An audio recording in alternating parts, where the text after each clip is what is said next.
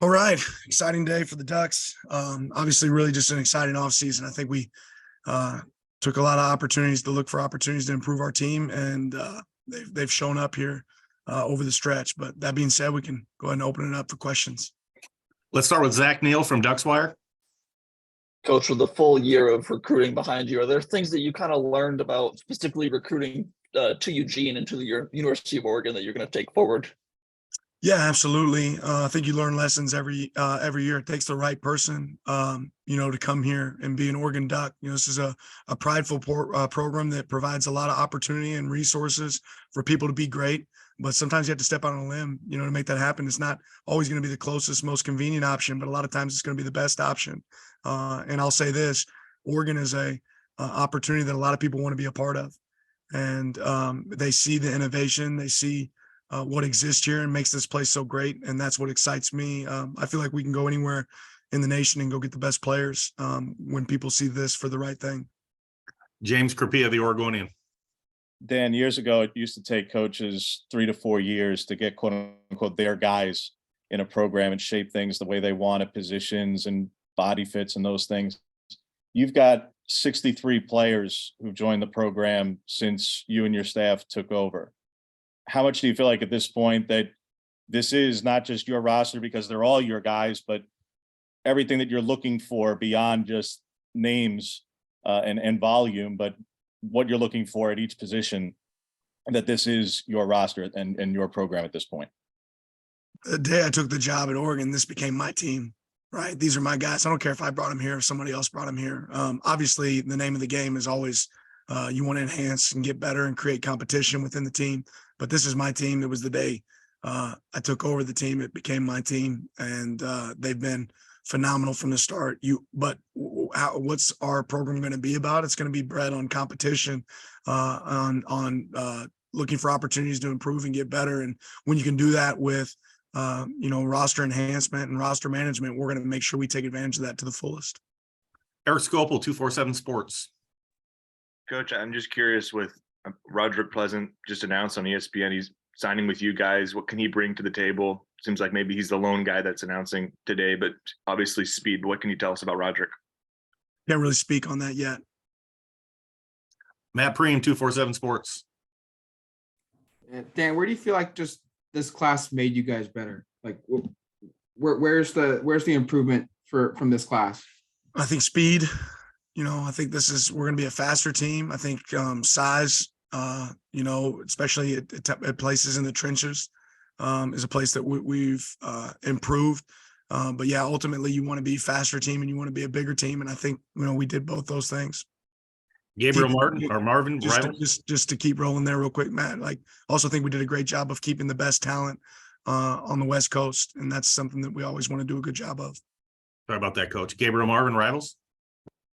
Hey, Coach, just wanted to know how much do you feel the track and field aspect, Eugene having Tracktown USA, how much do you feel that plays into recruiting so many players, like you mentioned, speed? How do you feel like that plays into your strengths in recruiting? Yeah, I think ultimately if you have goals and part of your goals involve track and football, there's probably not a better fit in the nation than this place, because we're one of the ones that's going to compete in the top 25 on both sides always. Right, we're always going to be at the top of the charts from a football standpoint and a track standpoint. I think that provides really a unique opportunity for players that want to accomplish both. Jerry Thompson, Ducks Illustrated.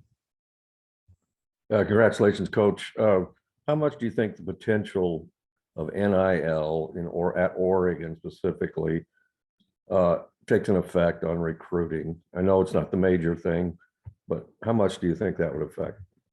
Well, I think any program that doesn't look to take care of their players and look for opportunities to enhance their experience in a world where that exists is going to fall behind. And we're fortunate enough to be at a place that's innovative in their approach and does a great job of trying to create opportunities.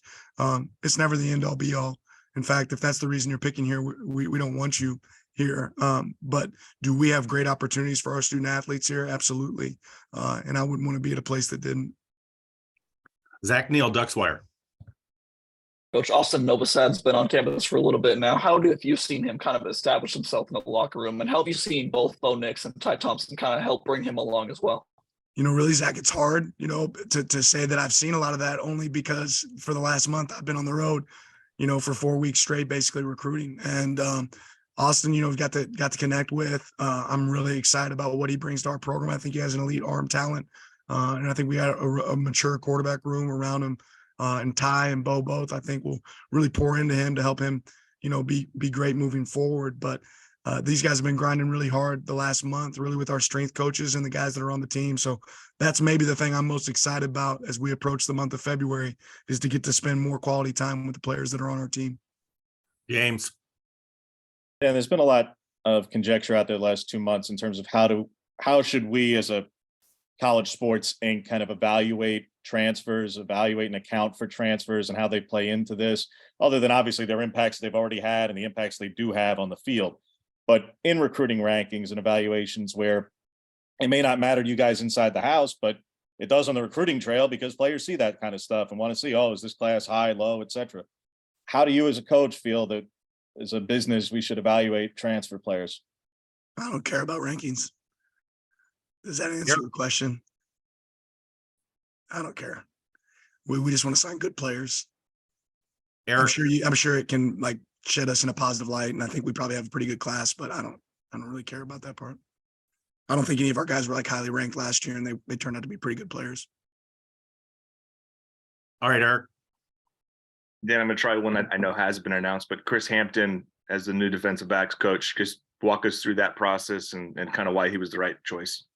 Yeah, whenever transition exists, you look for opportunities to enhance your program. And Chris is really a like-minded individual I thought would mesh really well with our entire coaching staff. I think he's a great coach, a phenomenal coach, really a lifelong learner of the game. He's a guy that I've known, from a somewhat distance over the years, and been able to connect with from time to time, whether it's talking ball, and just have a lot of admiration and respect for the job that he's done. And the closer we got to the hire, the more apparent and clear it became that this is going to be somebody that makes us a lot better. Gets rave reviews for everywhere that he's been. And obviously did a phenomenal job this past season at Tulane, but certainly excited about what he brings to our program. Matt. You touched on it a little bit ago, just the recruiting out west, but I think you signed the most top 10 players in California. Just how important is that to you to be able to go into the SoCal in particular, especially with USC and UCLA leaving, that you can get the most players from that region, year over year? Yeah, we're always going to play games in California. I think that's important for us, and we always want to sign the best players from the West Coast. Ultimately, we want to sign the best players everywhere, right? But if you can win in your footprint, and our footprint, certainly, California is part of that. We want to have success there, and I think this year we've proved that we're able to do that. Cameron Derby, KZI.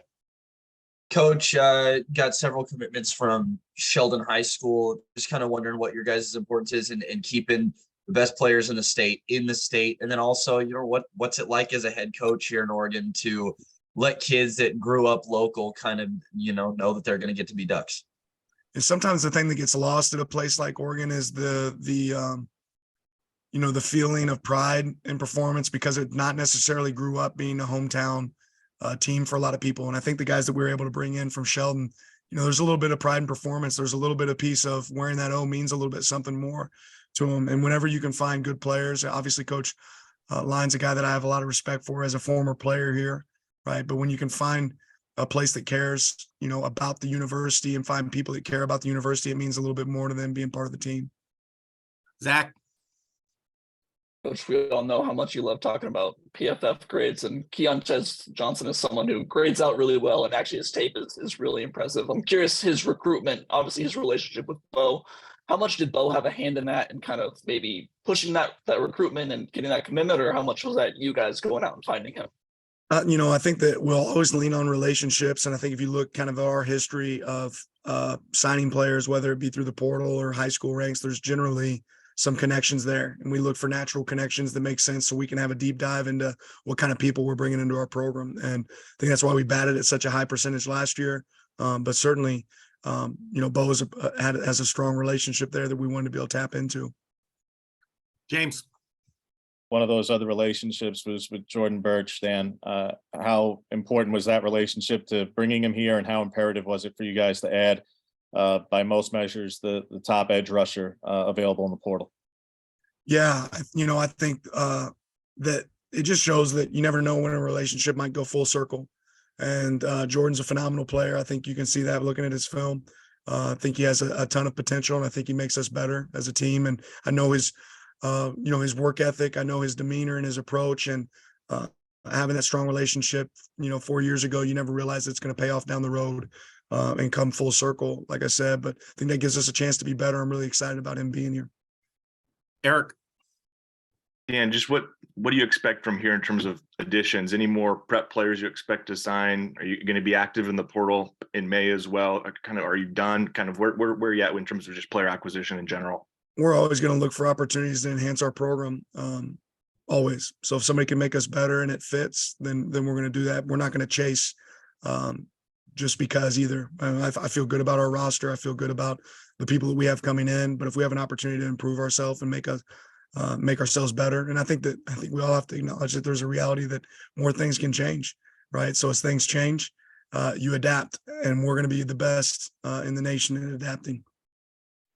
Matt, Marshall was on with Joey Mack for your in-house show earlier today, and he said that you guys have 28 newcomers enrolled. Just with the large number of guys coming in, how important is it that over half of those guys are already here and you don't have to implement that many new players in June? I think more than anything, it's what it allows you to get better in the spring, right? When it allows you to practice and have 2-spot practices and use 2 fields and really maximize your coaches and really get the ability to steal almost a redshirt season or an off season with some of these guys. So last year we clearly didn't have that same amount of numbers, but we also got here a little bit later to the party. This year, being able to be ahead of the curve and get guys here early is a big advantage for us. Zach, I don't think we had a chance to talk about him last year or in December when we talked, but Johnny Cornelius, what does he really bring to the offensive line for you guys and in the locker room as well? Yeah, I think he's, Johnny's approach is a guy that really wants to, develop. I think he saw the opportunity here to grow as a player.